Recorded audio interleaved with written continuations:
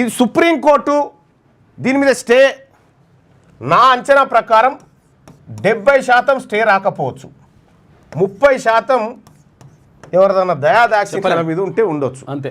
కానీ ఈ 30% కూడా ఇదంతా అధిగమిస్తే ఉంటుంది. ఇదంతా క్లియర్గా కాబట్టి ఈ లెక్కన మీరు ఏదైనా ఉంటే రాష్ట్ర హైకోర్టులో తేల్చుకోపోండి అని చెప్పే అవకాశం ఎక్కువగా ఉంది.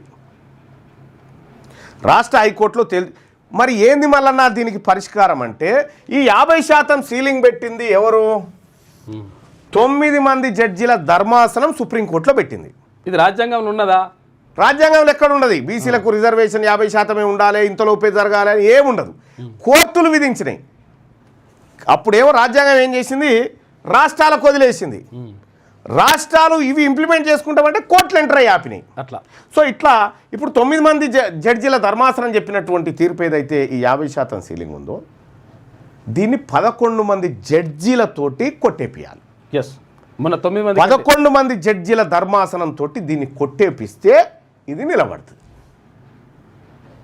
ఏది ఈ రకంగా పోవాలంటే లేదు అనంటే తెలంగాణ రాష్ట్ర ప్రభుత్వం బిల్లు పాస్ చేసి గవర్నర్ కన్సైన్కి పంపి అక్కడి నుంచి రాష్ట్రపతి పార్లమెంటు 9th షెడ్యూల్ ఈ 2 ఆప్షన్లు తప్ప ఇంకా మనం దేకినా ఇంకొక ఆప్షన్ లేదు.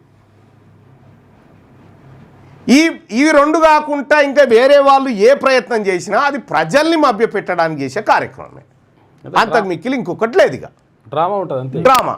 సో ఇది కార్యక్రమం, ఇది జరగబోయేది. 70% స్టే వెకేట్ అయ్యే అవకాశం లేదు. 70%